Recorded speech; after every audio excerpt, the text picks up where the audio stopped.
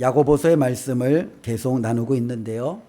특별히 야고보가 주장하는 것은 행함이다 라고 우리가 그렇게 알고 있습니다. 그런데 조금 더 깊이 생각해 보면 야고보가 주장하는 것은 행함이기도 하지만 믿음을 더욱더 주장하고 있다라고도 말할 수 있습니다. 왜냐하면 야고보는 끊임없이 말하고 있잖아요. 너에게 믿음이 있느냐? 그러면 그 믿음이 참 믿음인지 나에게 보여라. 나는 내 믿음이 참되다는 것을 행함으로 보이겠다라고 말하는 것이 야고보입니다. 즉 야고보가 지금 사람들에게 보이기를 원하는 것은 자신의 의로운 행실이 아니에요. 자신의 의로운 행실 넘어서 있는 하나님이 기뻐하시는 참된 믿음을 증명해 보이기를 원하고 있는 거죠. 그렇기 때문에 야고보가 주장하는 것은 행함, 정말로 그 이면에 있는 그 믿음이 하나님이 인정하시는 믿음이냐 아니면 우리 스스로 만족하는 믿음이냐, 그것을 결정적으로 보여주고 있다라고도 할 수 있지요. 특별히 오늘 말씀도 동일한 선상에서 볼 수 있습니다. 많은 사람들은 지혜를 추구합니다. 총명을 추구합니다. 그리고 어떤 사람들은 지혜롭다고 합니다. 나는 참 명철이 많고 총명하다고도 말합니다. 그러면 야고보는 또한 그들에게 말합니다. 너에게 지혜가 있느냐? 너에게 총명함이 있느냐? 너에게 명철함이 있느냐? 그렇다면 내 지혜가 참된 지혜인지를 한번 보여달라라고 말합니다.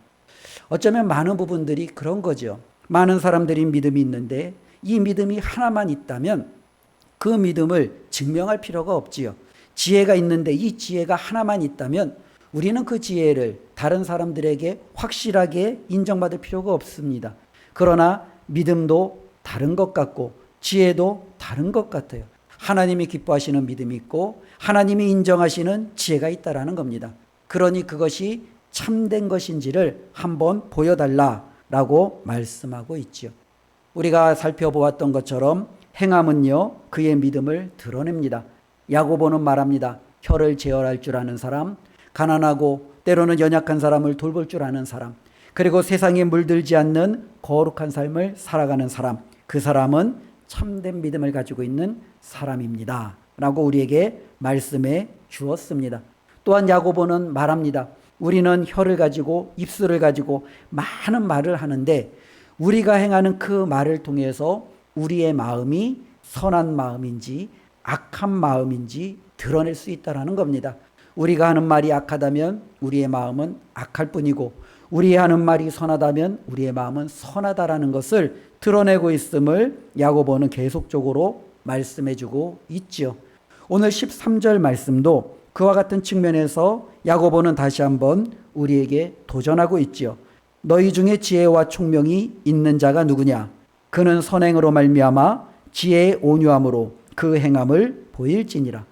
너희 중에 지혜롭다고 하는 사람들이 있느냐? 그렇다면 그 지혜가 하나님께로부터 왔는지 아니면 세상으로부터 온 지혜인지를 우리에게 분명히 보여주라는 거죠. 교회에도 많은 지혜로운 사람이 있습니다. 그리고 그 지혜로운 사람들을 통해서 교회는 또 여러 가지 많은 일들을 감당하고 또 하나님 앞에 공동체가 든든히 세워져 가겠죠. 그런데 문제는요, 교회 안에 있는 이 많은 지혜가 다 하나님께로부터 온 지혜가 아닐 수도 있다라는 거예요. 때로는 교회 안에 세상으로부터 온 지혜도 있을 수 있다라는 겁니다. 때로는 하나님께로부터 온 지혜가 아니라면, 세상으로부터 온 지혜라면 교회는요 상당한 어려움을 겪을 수 있겠죠. 믿음도 마찬가지입니다. 하나님이 인정하시는 믿음이 있고 하나님이 인정하지 않는 자기 스스로 드러내는 믿음이 있을 수 있어요. 이 둘이 함께 공존하면 그 교회 공동체는 흔들릴 수 있다라는 겁니다. 야고보는 다시 한번 13절에 너희에게 지혜와 총명이 있느냐? 그 지혜와 총명이 하나님께로부터 온 것인지를 한번 행함으로 드러내라는 겁니다. 그러면 어떤 행함으로 드러내느냐? 야고보는 두 가지를 13절에 보니까 말하고 있잖아요. 하나는요 선행으로, 또 하나는요 온유함으로. 즉 선행과 온유함이 결부되어져 있을 때 나오는 지혜가 하나님께로부터 온 참된 지혜라는 거예요. 만일 우리가 아무리 똑똑하고 유식하고 모든 문제들을 해결할 수 있는 능력이 있어도 그의 삶 가운데 선행과 온유함이 결여되어 있다면 그 지혜는요 하나님에게서 온 지혜가 아닐 수 있다라는 거예요. 이 부분을 야고보는 우리에게 말씀해주고 있지요. 특별히 이 지혜라는 것은 우리가 다른 사람들에게 나 지혜로워, 나 굉장히 똑똑해, 나 모든 문제든지 다 해결할 수 있어, 이렇게 우리의 입술을 열어서 주장할 필요가 없어요. 이 지혜라는 것은요, 삶으로 드러나는 거예요. 믿음이라는 것도 동일하죠. 믿음이라는 것은 나는 믿음이 참 좋아, 나는 하나님 앞에 이 말씀을 다 받아들여, 나는 하나님의 말씀 모든 것들이 다 그냥 이해가 돼, 이게 믿음을 드러내는 게 아니라는 거예요. 야고보가 말하는 믿음은 그의 삶으로 드러내는 믿음이에요. 야고보가 말하는 지혜는 그의 삶으로 드러내는 지혜라는 거예요. 그래서 방금 읽었던 13절에 선행, 삶이죠. 온유함, 삶입니다. 내 입술로 나는 지혜롭다라고 말하는 게 아니라 내가 선행을 행하고 내가 온유함을 보일 때 사람들은요, 저 사람은 정말로 지혜로운 사람이구나 라는 것을 알 수 있다라는 겁니다. 바로 이 선행과 온유함을 통해서 하나님께로부터 온 지혜를 가장 잘 드러낸 사람이 누구입니까? 요셉이죠. 우리가 알고 있는 이 요셉은요, 많은 사람들에게 인정받았는데 그 인정 중에 하나가 지혜입니다. 그가 얼마나 똑똑한지 그가 해결하지 못하는 문제가 없어요. 감옥 안에서도 모든 문제를 그는 도맡아서 해결합니다. 애굽이라는 큰 나라를 책임지고 나서도 아무리 큰 국가적인 위기가 와도 그 위기를 이겨내고 극복해낼 만큼 충분한 지혜가 그에게 있었습니다. 그런데 사람들은요, 이 요셉을 함께 할 때마다 이 요셉이 얼마나 지혜로운지 그들은 잘 알았어요. 요셉이 종으로 팔려갔을 때 보디발이라는 사람은 이 요셉의 지혜를 압니다. 그러니 그에게 자신의 집안에 있는 모든 것을 다 맡기는 거예요. 그 모든 것을 맡길 만큼 이 요셉을 믿고 그 요셉의 지혜로움을 인정합니다. 요셉이 감옥에 들어갔을 때 간수장은요, 이 요셉에게 감옥에 관한 모든 사물을 다 맡깁니다. 그에게 어떠한 것도 정말로 그 역시도 죄인임에도 불구하고 그런 어떤 책임을 묻는 게 아니라 모든 것들을 다 그에게 맡기고 그가 처리하도록 요청하지요. 때로는 요셉이 바로에게 불려갔을 때 이 바로도요, 이 요셉의 지혜를 보고 이 요셉에게 자신의 자리 다음 가는 이 2인자라는 버금가는 자리를 주어도 모든 것을 맡겨도 될 만큼 그의 지혜를 인정합니다. 요셉이 보디발에게, 간수장에게, 바로왕에게 내가 얼마나 지혜로운지 그가 정말로 그들에게 설득하고 그들을 정말로 뭐랄까요? 자신의 것들을 주장했을까요? 아니에요. 그들은 요셉을 보았을 뿐이에요.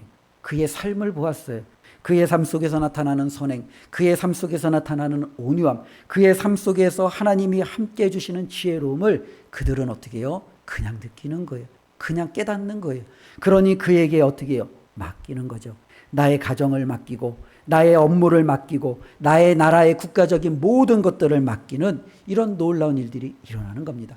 야고보가 주장하는 것은 바로 이와 같다라는 거예요. 지혜라는 것은요, 말로써 주장하는 것이 아니라는 거죠. 14절 말씀을 보면은요, 그러나 너희 마음속에 독한 시기와 다툼이 있으면 자랑하지 말라. 진리를 거슬러 거짓말하지 말라. 어떤 사람은 자랑해요. 자신이 얼마나 많이 배웠는지, 얼마나 똑똑한지, 얼마나 많은 문제들을 해결할 수 있는지 끊임없이 자랑합니다. 끊임없이 그 자랑이 덧붙이고 덧붙여져서 자기 자신을 드러내는데 정말로 앞장섭니다. 그런데 야고보는 말하는 거죠. 너희가 지혜가 있다면 자랑하지 말라. 말로 드러내는 것이 아니라는 거예요. 지혜라는 것은 선행과 온유함으로 드러내는 것임을 분명히 말씀하고 있습니다. 특별히 만일 우리가 자꾸 내 지혜를 말로써 때로는 자랑으로써 드러낸다면 그것은 내 안에 교만함을 가져오게 되고요. 이 교만함은 결국에는 나로 말미암아 내가 속해 있는 모든 공동체에 분열을 가져올 수밖에 없음을 야고보는 말하고 있습니다. 오늘 말씀을 통해서 하나님께서 저와 여러분들에게 지혜와 총명을 더하여 주시기를 바랍니다. 그리고 하나님이 주시는 그 지혜와 총명은 세상이 아닌 하나님이 기뻐하시는 선행과 온유함에 기반되어져 있는 그 지혜가 되시기를 주님의 이름으로 축원을 드립니다. 특별히 야고보가 주장하는 것은 이와 같습니다. 우리가 살아가면서 무엇을 하느냐가 중요한 것이 아니라는 거예요. 야고보가 말하는 강조점은 어떤 사람이 되느냐, 이게 더욱더 중요하다라는 거죠. 많은 사람들은 선생이 되어 많은 말을 하고 싶어 합니다. 그래서 무엇을 이루기를 원합니다. 그런데 야고보는 선생이 되는 것보다 너가 어떠한 마음을 가지느냐, 이게 더 중요하다라는 거예요. 저와 여러분들이 살아가면서 우리는 하나님께로부터 참 많은 은사를 구하죠. 하나님, 이것도 필요합니다. 제가 이것 있으면 주의 일을 참 잘할 텐데요. 하나님, 이것도 저에게 더해 주세요. 이것만 있으면 제가 정말로 최선을 다해서 열심을 다해서 섬기겠습니다. 우리는 하나님 앞에 그렇게 말합니다. 그런데 야고보는요, 그것이 중요한 게 아니라는 거예요. 하나님의 성령의 은사, 하나님의 능력을 통해서 내가 무언가를 이루는 것이 아니라 그 무언가를 이루기 전에 하나님은 저와 여러분들이 어떤 사람이 됐느냐, 이것을 먼저 따진다라는 것을 꼭 기억하시고, 우리에게 있는 이 모든 것들은 내가 하나님이 볼 때 기쁘고 바른 사람이 될 때 그것을 온전히 활용할 수 있다라는 것을 성경은 우리에게 가르쳐 주고 있습니다. 특별히 야고보는요, 말씀을 통해서 계속적으로 교회는 하나의 가족임을 우리에게 말씀해 주고 있습니다. 그래서 이 교회는 가족이잖아요. 가족이라는 것은 남녀가 만나고 자식을 낳고 또 그 안에서 아름다운 관계를 이루어가는 것, 이것이 바로 가족이에요. 하나님께서는 저와 여러분들을 말씀으로 낳으셨어요. 우리는 하나님을 아버지라고 부릅니다. 우리 모두는 하나의 형제 자매들입니다. 가족에게 필요한 것은 무엇입니까? 지금까지 야고보가 주장한 것들이 그대로 돌아가는 거죠. 서로 돌아보는 거죠. 서로 말조심하는 거예요. 또 서로 선행을 격려하여 좋은 관계를 만들어가는 것이에요. 이게 바로 가족에게 필요한 것이죠. 그런데 문제는 가족에게 필요한 이 모든 것들을 우리가 잘못된 믿음, 잘못된 지혜는 그 모든 것들을 깨뜨려 버린다라는 거예요. 그게 바로 14절 말씀, 우리가 조금 전에 읽었던 말씀인데요. 다시 한번 우리 함께 읽어보겠습니다. 그러나 너희 마음속에 독한 시기와 다툼이 있으면 자랑하지 말라. 진리를 거슬러 거짓말하지 말라. 예. 특별히 우리 가운데 이 가족은 이 하나됨을 아름답게 만들어가는 정말로 귀한 공동체로 하나님이 주셨는데, 문제는 잘못된 믿음이나 잘못된 지혜는요, 시기와 다툼으로 말미암아 이 모든 가족을, 공동체를, 교회를 끊임없이 분열시키고 깨뜨린다라는 거예요. 사단은 지금까지 이 모든 일을 역사 가운데 해왔어요. 교회를 한번 보십시오. 교회가 얼마나 많이 분열이 되어져 있습니까? 저도 예전에 교단이 왜 이렇게 많은 거야? 근데 이 교단도 제가 또 알 수도 없는 거예요.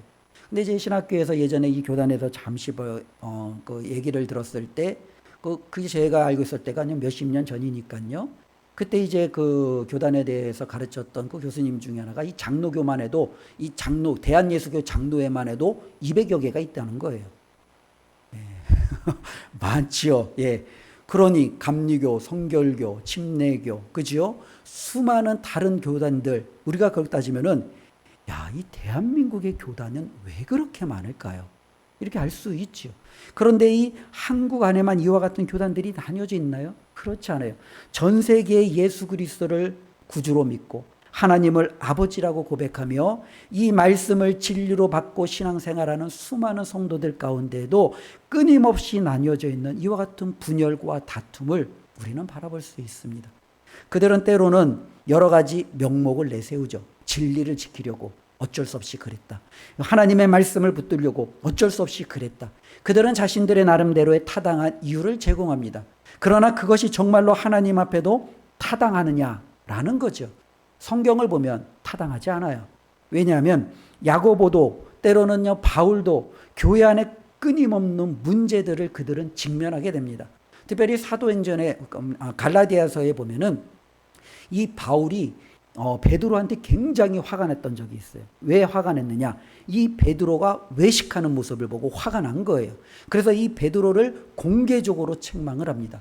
근데 이 공개적으로 이 베드로를 책망하는 바울이, 야, 너와 나는 갈 길이 달라. 너는 너의 길, 나는 나의 길. 우리 따로 가자. 그러면서 교단을 나눴나요?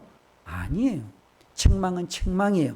그들이 다시금 하나 되어 하나님의 복음을 가지고 함께 하기 위해서 책망이 주어진 것이지, 내가 이것을 깨뜨리기 위해서 책망한 것이 결코 아니라는 거예요. 때로는 고린도 교회를 보면은요, 이 교회가 끊임없이 분열이 되어집니다. 나는 베드로파야, 나는 아볼로파야, 나는 바울파야, 나는 그리스도파야. 바울이 그 고린도 교회를 향하여 뭐라고 합니까? 잘한다. 진리를 붙들기 위해서, 그래 믿음을 붙들기 위해서 그렇게 너희가 열심을 다해서 그렇게 구별되어야지. 바울이 그렇게 말합니까? 아니죠. 바울은요, 그들을 엄청나게 혼냅니다. 바울이, 베드로가, 아볼로가 너희를 위해서 십자가에 못 박혀 죽었느냐? 너희를 위해서 모든 삶을 내놓았느냐? 결코 그렇지 않다라는 겁니다. 이렇게 교회에 분열되어지는 것은 성경이 결코 원하는 것이 아니라는 거예요. 특별히 야고보서의 말씀을 보더라도요, 이 예루살렘 교회가 많은 위기가 있었던 것 같습니다. 그것을 우리가 알 수 있는 이유 중에 하나가, 특별히 야고보가 계속 강조하는 것 중에 하나가 이 교회 안에 있는 시기와 다툼과 분열에 대한 이야기를 끊임없이 하고 있는 거예요. 이 야고보가 정말로 지금 예루살렘 교회를 정말로 이렇게 맡아서 책임지고 이끌어가고 있는 이때에는 우리가 잘 아는 대로 이 예루살렘 교회는 초대교회로 얼마나 우리에게 본이 되는 교회입니까? 모든 사람들이 함께 모여 주님의 말씀과 기도로 힘썼던 교회, 그들이 자신들의 모든 재산을 내려놓고 서로 공유하며 가난한 자들을 돌보며 섬겼던 교회, 하나님 앞에 정말로 어떠한 핍박과 박해에도 불구하고 기도하고 복음을 전하는데 앞장섰던 교회가 바로 이 예루살렘 교회였습니다. 그런데 시간이 지나니 이 예루살렘 교회가 어려움을 오기 시작하는 것 같아요. 부자와 가난한 자를 차별하기 시작하고, 말을 함부로 하면서 다른 사람들을 깎아내리기 시작하고, 때로는 자신이 지혜롭다고 하면서 그 지혜를 가지고 교회 안에 시기와 다툼과 분열을 일으키고, 이 모든 것들이 예루살렘 교회 안에 일어나기 시작하는 거예요. 그러니 야고보는 어떻게 하는 거예요? 우리는 정말로 하나님 안에서 이 교회는 하나의 가족인데 왜 이 가족이 이렇게 끊임없이 분열되고 나뉘어지느냐라는 거예요. 저와 여러분들 다시 한번 하나님 안에서 우리가 기억할 것은, 하나님께서는 교회가 나뉘어지는 것은 그 어떠한 이유로도 용납하지 않는다라는 사실입니다. 우리가 이것을 가장 잘 알 수 있는 것은 자녀들을 보시면 돼요. 이 자녀들이 서로 싸우고 나눠지고, 나는 이제 오빠 안 볼 거야, 나는 이제 형 안 볼 거야, 그러면서 그들이 남남처럼 지내면 누가 가장 가슴이 아파요? 그 자녀들의 부모예요.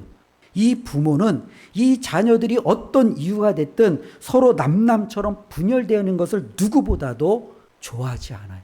하나님이 우리의 아버지신데 그의 자녀들이 이러저러한 이유로 서로 나누고 다투고 시기하고 끊어지고 분열되어지고 이렇게 못 본 척하고 살아가는 것, 하나님은 결코 용납하지 않는다라는 것을 우리가 꼭 기억했으면 좋겠습니다. 그래서 야고보는요, 그러면 이와 같은 일들이 일어나지 않기 위해서 우리는 어떻게 해야 되느냐? 하나님께로부터 오는 참된 지혜, 하나님께로부터 오는 참된 총명함을 저와 여러분들이 가져야 된다는 겁니다. 우리 교회 안에 하나님이 아닌 세상으로부터 오는 지혜가 있으면 교회는요, 시기하고 분열되어지고 나뉘어져요. 깨어지는 거예요. 이건 당연히 세상으로부터 온 지혜가 교회에 판을 치고 있기 때문에 그렇습니다. 하나님께로부터 온 지혜는 결코 그렇지 않다라는 거예요. 그래서 오늘 말씀 15절부터 18절까지의 말씀에 보면 지혜가 있는데 이 지혜는 두 가지 지혜가 있다라고 말씀하고 있습니다. 먼저 15절부터 16절에 보면은요, 첫 번째 지혜가 있어요. 이거는요, 15절에 보니까 위로부터 내려온 것이 아니래요. 그러니까 위가 어디예요? 하늘이에요. 하늘은 바로 하나님이시죠. 이 지혜는 하나님께로부터 온 지혜가 아니래요. 계속적으로 설명해 주는데요. 어디에 있는 지혜예요? 땅에 있는 지혜예요. 정욕에게 속한 지혜예요. 결국에는 누구로부터 온 지혜예요? 귀신, 사단으로부터 온 지혜라는 겁니다. 사단의 목적은 뭘까요? 하나님의 자녀들을 분열시키고 파괴하는 거예요. 하나님의 자녀들에게 있는 평안을 무너뜨리는 거예요. 이게 바로 사단이 가지고 있는 가장 핵심적인 목적 아니에요. 그래서 사단은요, 에덴 동산에 가서 이 에덴 동산에서 이 아담과 하와 사이를 분열시키고 아담과 하와가 하나님과의 함께하는 그 사이를 분열시키는 거예요. 사단의 목적은 하나예요. 너희가 지혜를 원하느냐? 하나님처럼 되고 싶으냐? 너희가 정말로 내가 그렇게 해줄게. 그러나 사단의 목적은 뭐예요? 그로 말미암아 그래, 하나님과 너희 사이가 깨어지지. 남자와 여자 사이가, 부부 사이가 깨어지지. 이제는 형제 사이가 살인으로 말미암아 이제는 완전히 무뎌지지. 이게 바로 사단이 가지고 있는 목적이죠. 즉 하나님께로부터 오지 않은 세상과 정욕과 귀신으로부터 온 이 지혜는 공동체를 파괴하는 게 목적이에요. 특별히 이 사단은요, 예수님에게도 시험을 했죠. 예수님이 강해에서 40일 동안 금식하고 기도할 때 이 사단은요, 예수님을 얼마나 지혜롭게 꼬드기는지 모릅니다. 예수님을 꼬드기는 그 말 한마디 한마디가 정말로 혹해요. 이건 정말로 쉬운 길이에요.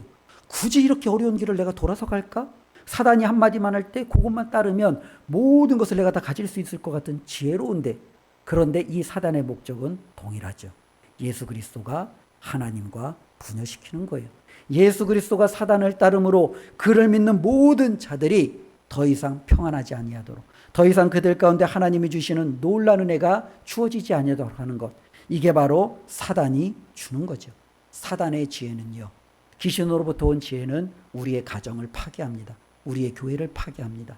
나아가서는 저와 여러분들이 생활하고 있는 일터가 되었던 그 어떤 공동체가 되었던 그 모든 것들이 다 파괴되어집니다. 바로 16절 이렇게 말씀하고 있죠. 우리 16절 함께 읽겠습니다. 시기와 다툼이 있는 곳에는 혼란과 모든 악한 일이 있음이라. 여기에 있습니다. 그렇죠. 사단으로부터 온 지혜, 귀신에게서부터 받은 지혜는요, 결국 시기와 다툼밖에 남질 않아요. 시기와 다툼이 있는 곳에는요, 뭐가 있어요? 혼란과 악한 일들만이 있을 수밖에 없다는 거예요. 저와 여러분들 가운데 세상으로부터 오는 지혜가 아니라 하나님께로부터 오는 온유한 지혜가 있기를 주님의 이름으로 축원을 드립니다. 지난주에 이제 집에서 이렇게 좀 쉬고 있는데 두 딸이 이제 식탁에서 이제 과일을 먹고 막 얘기를 하는 거예요. 막 열변을 토하는 거예요. 뭐 저는 뭐 잘 안 듣죠. 들리지도 않고요. 예. 그래서 이제 갑자기 있는데 이 두 딸이 갑자기 그냥 저한테 버버버버 하고 뛰어오는 거예요. 그래서 이제 뛰어오면서 이제 한 얘기를 합니다. 무슨 얘기를 하냐면, 둘째 딸이 이제 다음 주인가 이제 중간고사를 해요. 중간고사를 하는데 역사가 어려운가 봐요.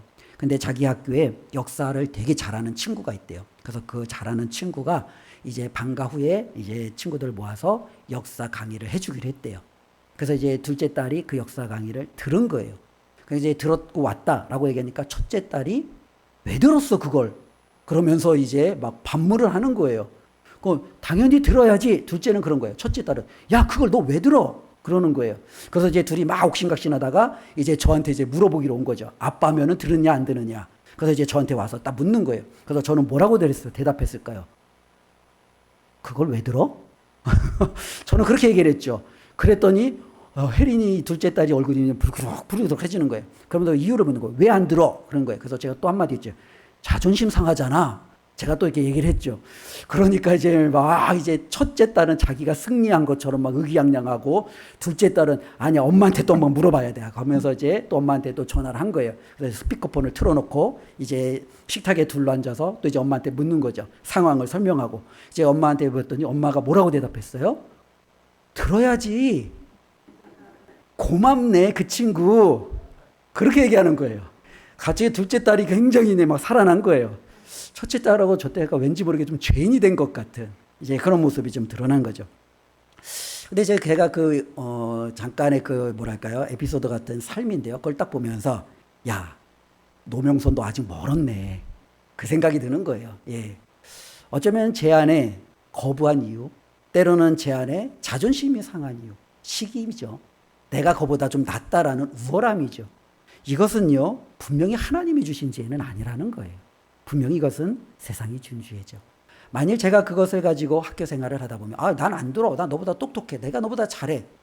교우관계가 좋겠어요? 나빠지겠죠. 다툼이 있겠죠. 시기가 있는 곳에는 어쩌면 그들의 하나됨이 이루어지지 않겠죠.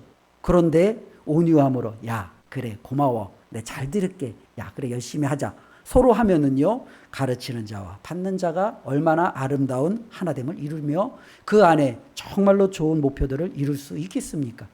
어쩌면 이와 같은 것들이 바로 세상이 우리에게 요구하는 것이고, 세상이 요구하는 그 지혜를 가지고 우리가 살다 보면 시기와 다툼으로 말미암아 결국에는 그가 속한 모든 곳에 혼란함, 그리고 모든 안 좋은 악한 일들만이 있게 된다라는 것이 야고보가 말하고 있는 거예요.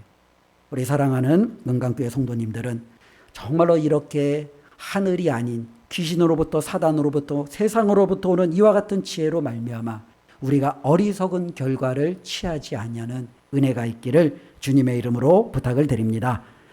두 번째 지혜가 있죠. 그래서 17절부터 이제 18절에는요, 어떠한 지혜냐면 17절에 보니까 오직 위로부터 난 지혜. 위는 하늘에서부터 온 지혜예요. 하나님께로부터 온 지혜예요. 그렇죠? 하나님께로부터 온 지혜는 어떠하냐? 우리가 조금 전에 말하는 세상으로부터 온 지혜는 시기와 다툼인데 하나님께로부터 온 지혜는 성결, 화평, 관용, 양순, 긍휼, 선한 열매, 편견이 없고 거짓이 없고. 그렇죠? 하나님께로부터 온 지혜를 받으면 이와 같은 결과가 있다라는 거예요. 그런데 우리가 지금 읽은 이 말씀 보면은요, 성결, 화평, 관용, 양순, 우리 뭐 생각나지 않으세요? 성령의 열매와 흡사하죠. 그렇죠? 하나님께로부터 받은 지혜를 가지면, 하나님께로부터 온 총명함을 가지면 하나님이 기뻐하시는 열매가 우리 삶 가운데 맺어진다라는 거예요. 우리 삶에 맺어지는 열매가 어떤 열매예요? 성결, 우리가 깨끗해지죠. 화평, 이 화평이라는 것은 뭐예요? 다툼하고 대조적이잖아요. 사람과 사람 사이의 좋은 관계, 나와 하나님 사이의 관계가 좋은 관계. 이 관용이라는 것은 이기주의의 반대예요. 그래서 이 관용이라는 것을 이렇게 생각하면 돼요. 내가 받고 싶은 대로 다른 사람들에게 해주는 태도. 그렇죠?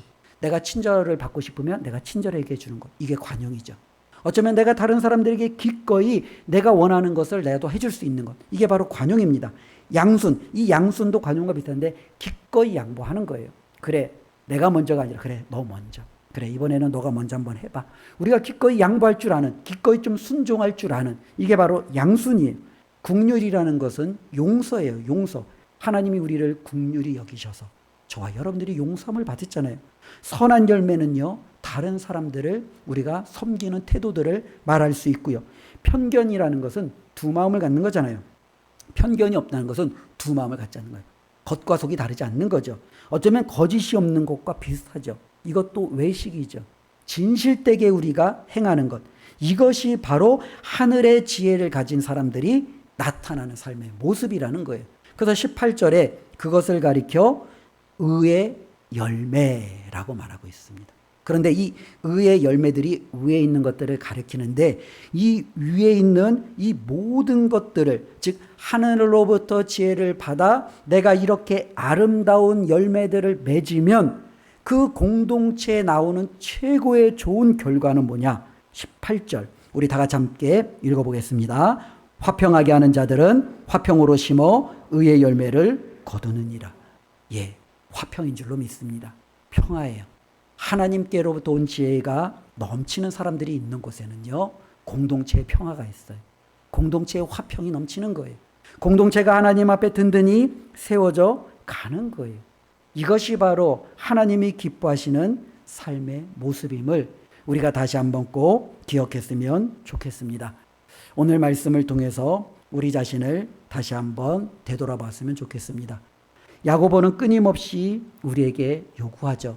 믿음이 있느냐? 믿음을 보여달라. 지혜가 있느냐? 지혜를 보여달라. 우리 하나님 앞에, 또 사람들에게, 교회 앞에 자신 있게 저와 여러분들의 믿음도 보이고 우리의 지혜도 보일 줄 아는 그러한 수준까지 자랐으면 좋겠습니다. 내 지혜를 보여달라고? 그래, 내 삶을 보세요. 내 삶에 나타나는 이 의의 열매들을 한번 보십시오. 나를 통해서 공동체가 이렇게 평화롭고 든든히 세워져 가는 것을 보십시오. 저는 하나님께로부터 온 참된 지혜를 소유하고 있음을 나의 삶으로 증명해 보이겠습니다.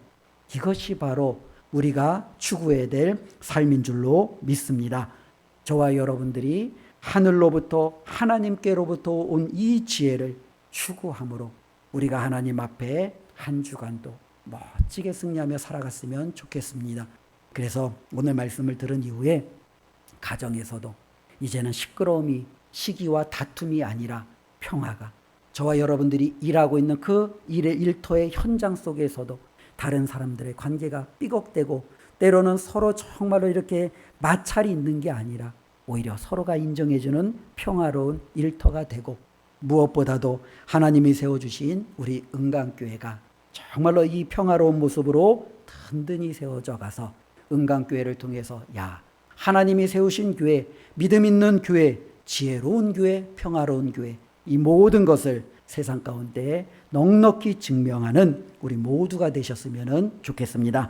말씀 한 구절만 말씀드리고 읽어드리고 말씀을 마치겠습니다. 마태복음 5장 9절에 보면은 예수님께서 팔복 가운데 다음과 같이 하나를 말씀하셨습니다. 화평케 하는 자는 복이 있나니 그들이 하나님의 아들이라 일컬음을 받을 것이며. 많은 복 중에 화평케 하는 자가 얼마나 큰 복입니까? 그는 하나님의 아들이라 인정함을 받는다는 겁니다. 그러면 하나님의 아들이라 인정함을 받는 것은 다 가진 거예요. 아들은요, 하나님이 속한 모든 것을 상속받아요. 내가 정말로 하나님의 아들과 딸이 되면 하나님이 있는 모든 것들은 내 것이 되는 거예요. 왜? 하나님이 그 아들에게 주시기 때문에. 그럼 누가 하나님의 아들이라 일컬음을 받습니까? 화평케 하는 자예요. 누가 화평케 할 수 있는 자입니까? 하늘로부터 지혜를 받은 자입니다. 이것을 기억하고 우리 모두가 하늘로부터 지혜를 받아 화평케 하고 하나님의 아들이라 일컬음을 받기를 다시 한번 주의 이름으로 축원합니다. 기도하겠습니다. 하나님 아버지 감사합니다. 오늘도 하나님 앞에 귀한 말씀을 들었습니다. 정말로 하나님께서 우리에게 지혜를 주시기를 원하는데 우리는 어떠한 지혜를 추구하며 살아갑니까? 하나님께로부터 오는 지혜입니까? 아니면 세상으로부터 오는 지혜입니까? 하나님, 우리로 하여금 하늘로부터 오는 지혜를 정말로 사모하게 하여 주시고 그 지혜를 힘입어 하나님이 기뻐하시는 삶을 살아가게 하여 주시옵소서. 우리 한 사람 한 사람을 통해서 화평함과 평화가 이루어지게 하시고 우리의 가정이, 우리의 교회가, 우리가 살아가는 모든 삶의 현장이 주님이 주시는 온전한 샬롬의 은혜가 있게 하여 주시옵소서. 예수님의 이름으로 기도드리옵나이다. 아멘.